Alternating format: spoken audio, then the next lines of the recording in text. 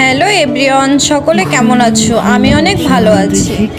সকালে ঘুম থেকে উঠে বাইরে দেখছি প্রচণ্ড বৃষ্টি হচ্ছে, তাই ভাবলাম ভাতের ভিতরে ইলিশ মাছ সিদ্ধ খাবো মশলা দিয়ে। যেমন কথা তেমন কাজ, ইলিশ মাছটা বের করে নিলাম ম্যারিনেট করার জন্য। ইলিশ মাছের ভিতরে প্রথমে মশলাটা দিয়ে দিলাম। এখন দিব সরিষার তেল, যেটা না দিলে সিদ্ধটা একদমই ভালো লাগবে না।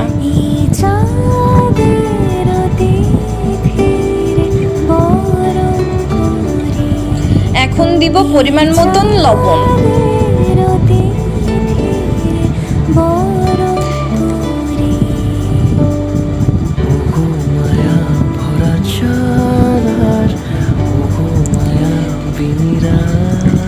আর দিয়ে দিব হলুদ।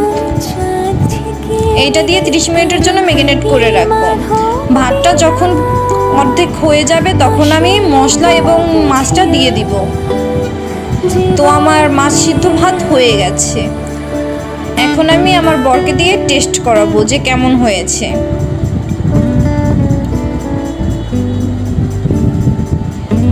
আমার বর খেয়ে তো বললো তার কাছে অনেক মজা লেগেছে। পুরোটা ভিডিও দেখার জন্য সকলকে ধন্যবাদ। ভালো থাকবে, সুস্থ থাকবে, টাটা সব।